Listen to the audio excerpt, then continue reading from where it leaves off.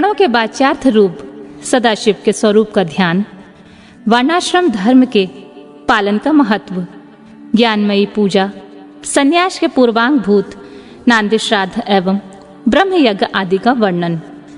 स्कंदन जी ने कहा, महाभाग मुनीश्वर वामदेव, तुम्हें साधुवाद है क्योंकि तुम भगवान शिव के भक्त हो और शिव तत्व के ज्ञाताओं में सबसे श्रेष्ठ हो।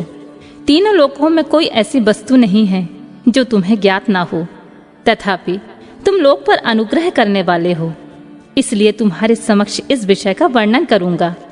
इस लोक में जितने जीव हैं वे सब नाना प्रकार के शास्त्रों से मोहित हैं।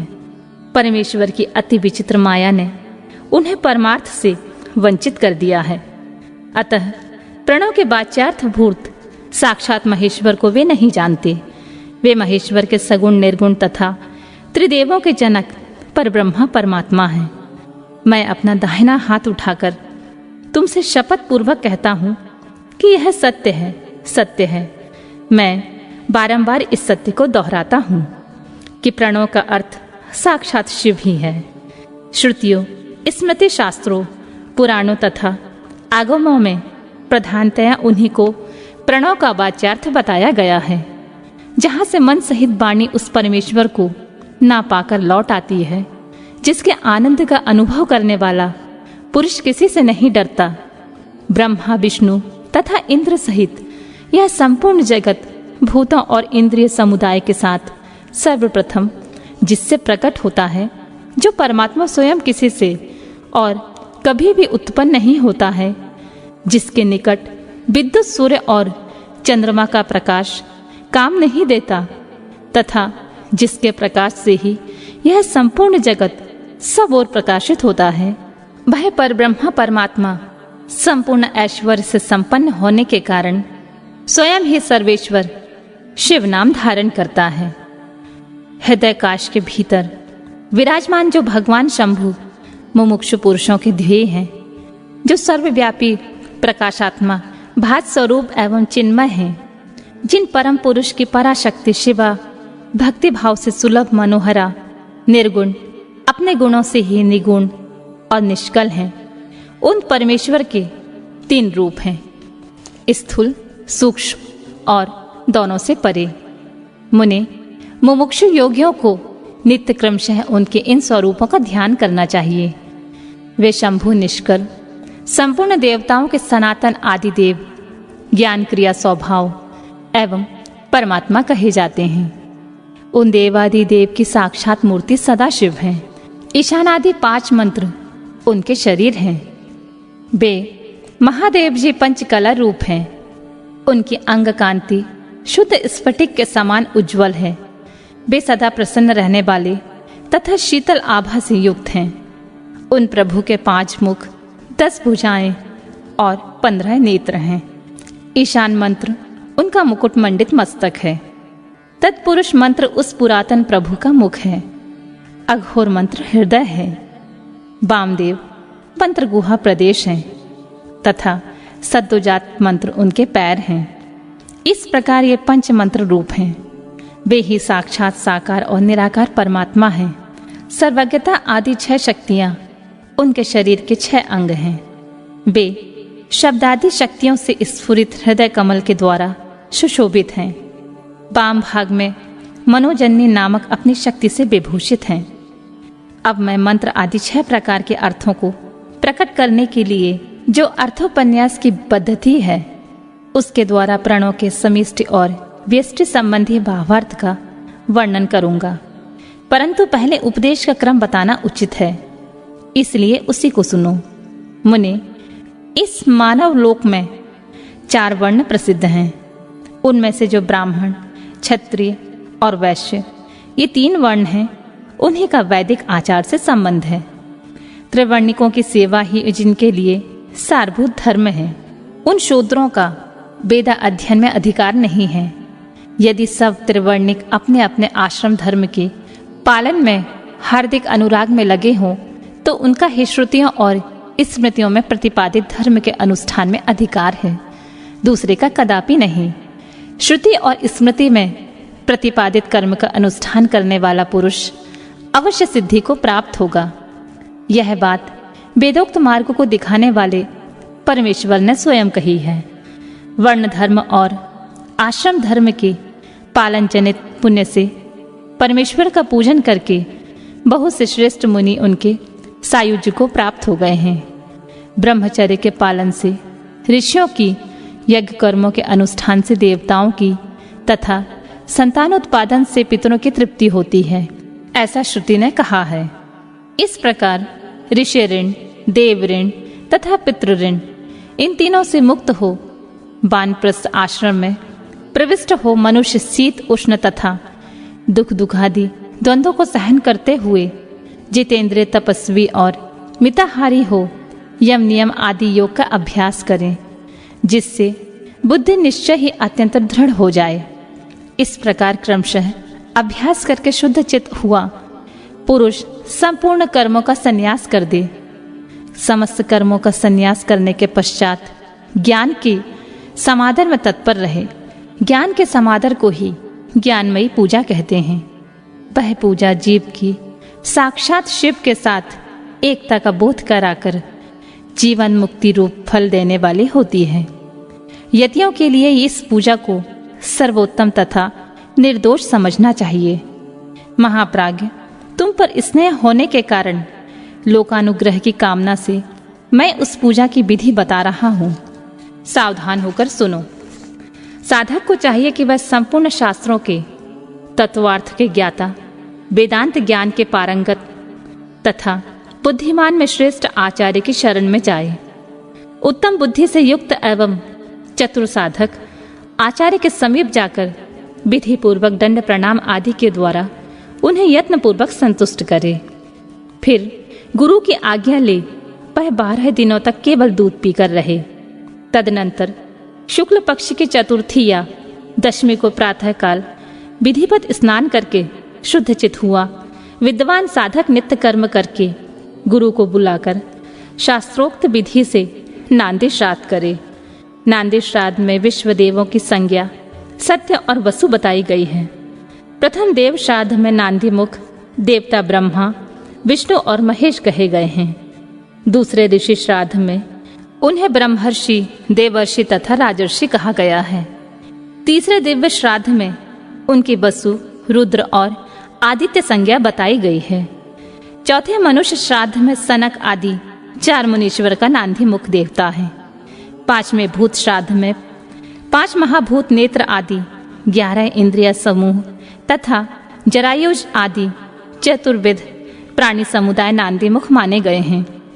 छठे पितृ श्राद्ध में पिता, पितामह और प्रपितामह, ये तीनों नांदी मुख देवता हैं। 7वें मातृ श्राद्ध में माता, पितामही और प्रपितामही, इन तीनों को नांदी मुख देवता बताया गया है। 8वें आत्म श्राद्ध में आत्मा, पिता, पितामह और प्रपितामह, ये 4 नांदी मुख देवता कहे गए हैं। माता महात्मक श्राद्ध में मातामह, प्रमातामह और वृद्ध प्रमातामह, ये तीनों नांदी मुख देवता सपत्नीक बताए गए हैं। प्रत्येक श्राद्ध में 2-2 ब्राह्मण करके जितने ब्राह्मण आवश्यक हों उन्हें आमंत्रित करें और स्वयं यत्न पूर्वक आचमन करके पवित्र हो उन ब्राह्मणों के पैर धोएं। उस समय इस प्रकार कहें, जो समस्त संपत्तियों की प्राप्ति के कारण आई हुई आपत्तियों के समूह को नष्ट करने के लिए धूमकेतु रूप तथा अपार संसार सागर से पार लगाने के लिए सेतु के समान है, वे ब्राह्मणों की चरण धूलियां मुझे पवित्र करें।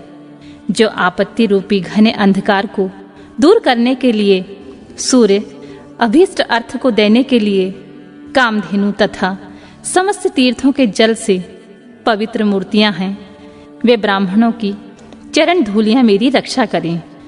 ऐसा कहकर पृथ्वी पर दंड की भांति पड़कर साष्टांग प्रणाम करें।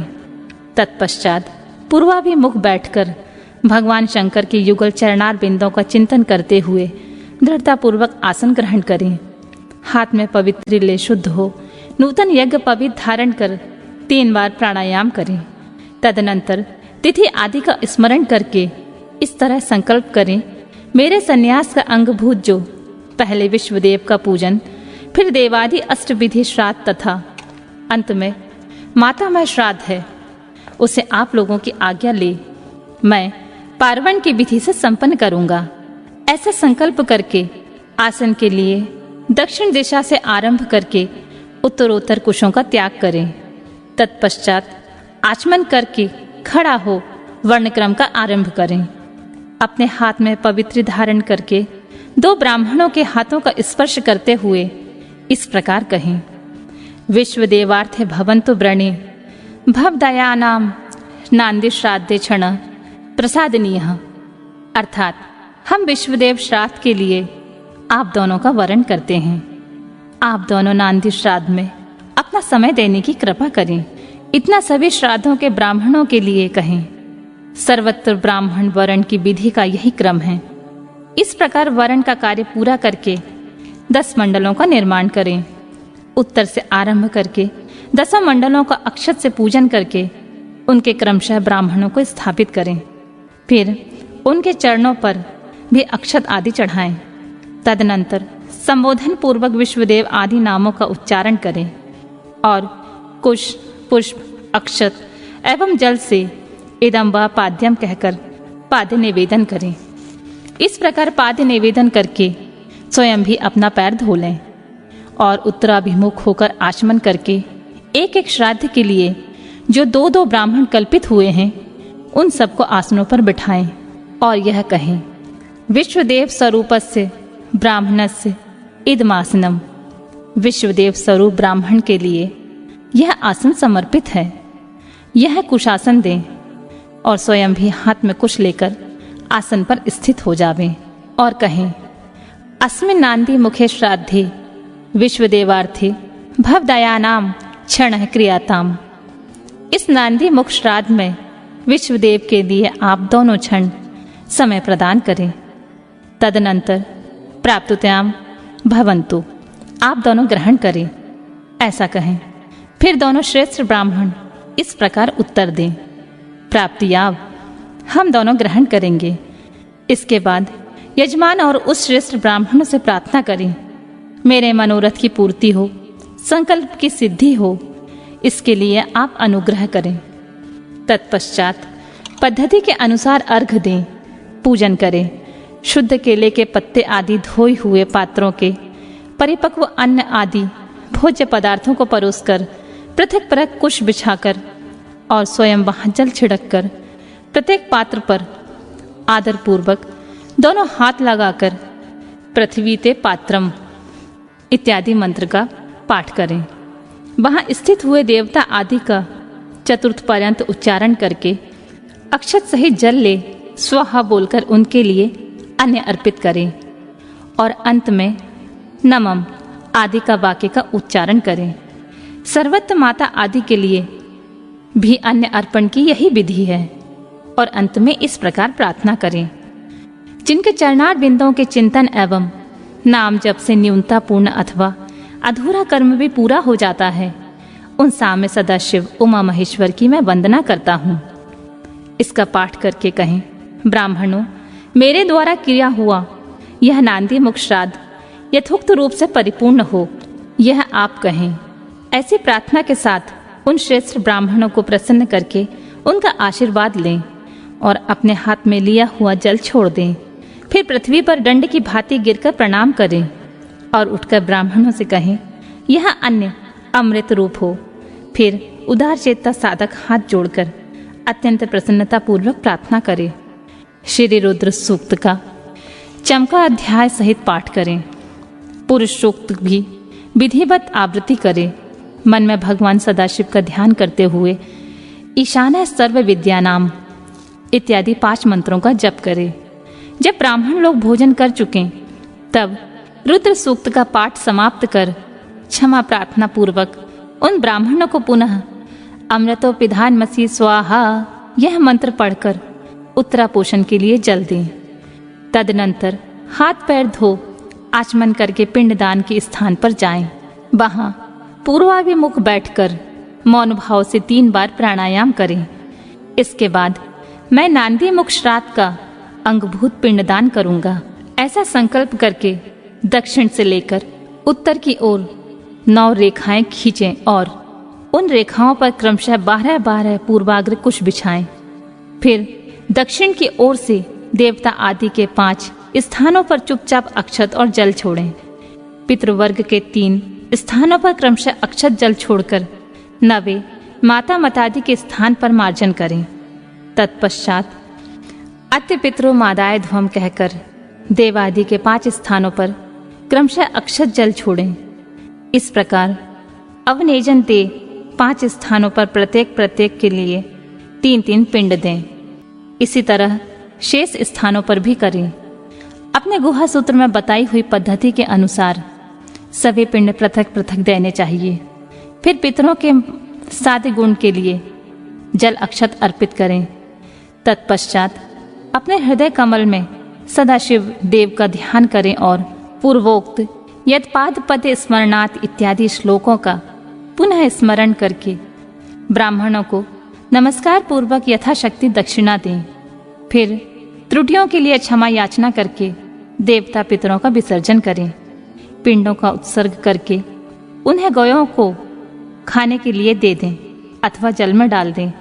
तत्पश्चात पुण्याह वाचन करके 100 जनों के साथ भोजन करें। दूसरे दिन प्रातः काल उठकर शुद्ध बुद्धि वाला साधक उपवास पूर्वक व्रत रखे। कांख और उपस्थ के बालों को छोड़कर शेष सभी बाल मुड़वा लें, परंतु शिखा के 7-8 बाल अवश्य बचा लें। फिर स्नान करके धुले हुए वस्त्र पहनकर शुद्ध हो 2 बार आचमन करके मौन हो विधिवत भस्म धारण करें। पुण्य वाचन करके उनसे अपने आप का प्रोक्षण कर बाहर भीतर से शुद्ध हो होम द्रव्य और आचार्य की दक्षिणा को द्रव्य को छोड़कर शेष सभी द्रव्य महेश्वरार्पण बुद्धि से ब्राह्मणों और विशेषतः शिव भक्तों को बांट दें। तदनंतर गुरु रूपधारी शिव के लिए वस्त्र आदि की दक्षिणा दें। पृथ्वी पर दंडवत प्रणाम करके डोरा कोपेन वस्त्र तथा दंड आदि जो धोकर पवित्र किए हैं उन्हें धारण करें। तदनंतर होम द्रव्य और समिधा आदि लेकर समुद्र या नदी के तट पर, पर्वत पर, शिवालय में, वन में अथवा गौशाला में किसी उत्तम स्थान का विचार करके वहां बैठ जाएं और आचमन करके पहले मानसिक जप करें। ओम नमो ब्राह्मणे इस मंत्र का 3 बार जाप करके अग्निमीलें पुरोहितम इस मंत्र का पाठ करें।